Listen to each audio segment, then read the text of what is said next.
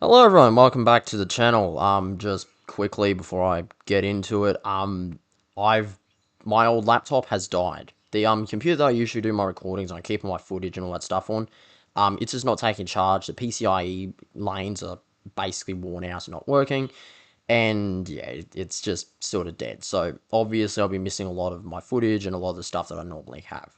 Um, with that out of the way, yeah, Russian drones have violated Polish airspace. So far, what we can apparently can see at least is a reported 10 or so Russian drones. Now, these have entered Polish airspace. Polish authorities have carried out a lockdown and basically lockdown of the airspace and deploying aircraft and assets to destroy them. Now, this is a bit of a big issue, as you could probably all assume, due to the fact that, well, this is the first serious attack on NATO's soil, and a country that actually, like Poland, which has a very strong perspective and position on Belarus and Russia. Now, this hasn't led to any casualties so far, from what we're aware, but the drones allegedly penetrate about 60 kilometers into airspace, which is a lot, and of course, that is a serious cause for alarm. Now, the number of drones, again, like I'm saying, is about 10 or so from what we are aware of at the moment. However, it could be more, could be less. This all being said, is it going to lead to World War Three? Which is the question on everyone's lips right now. Probably not. No, I doubt it. What's the more likely reaction? Poland triples air defense systems in the region.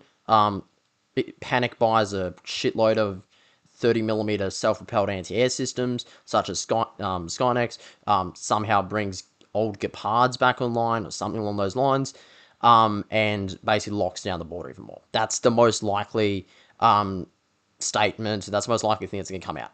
Obviously, it will also be followed with a very strongly worded statement from the Polish government telling Russia that they do not appreciate such violations of their airspace and basically continue as normal. Now, this has also happened in Moldova as well, apparently, according to some sources on Twitter. Now, allegedly, there are aircraft from Estonia, Italy, according to some aircraft flight radar, moving south across the and down towards the Polish border. But overwhelmingly, it kind of just depends on what's really going on. We don't know, and I'm just going to say this right now, like, we don't know all the details. We don't know if anyone's died. We don't know if there's any casualties. But to be completely honest, I just don't think it's really going to lead to much.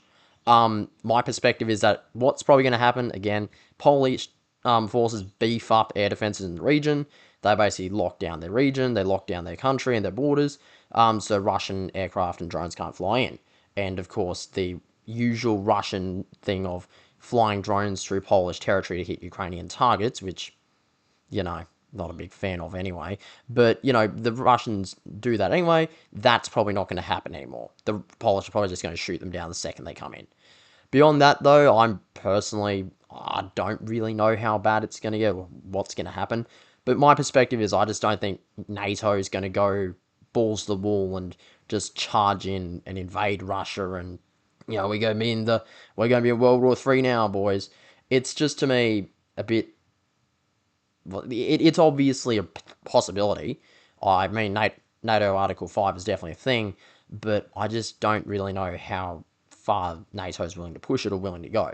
Keep in mind, NATO is still in the process of building up their weapons, procuring more assets, and trying to get into a state where they can actually take on Russia, or a state where they're much more effective and head and shoulders above the Russian army. Right now, NATO has issues, for instance, very high deficits in equipment. They don't really have the weapon systems, the positioning, the posturing. It's all a bit iffy. So, in my perspective, I don't think NATO is really going to actually do anything. But yeah, we'll wait and see. We'll try and keep some updates going with this situation. Obviously, it's very interesting. It's potentially very serious. And yeah, well, it is actually very serious, to be honest. But yeah, that's really what I've got for now. Hope you guys enjoyed. I'd say leave a like and subscribe. But yeah, I'll try and keep you posted. I'll try and give some stuff if the situation develops any further. Thank you very much for watching. If you have enjoyed, please consider leaving a like, subscribe. It's greatly appreciated, and I'll catch you all on the next one. Thank you very much. Bye.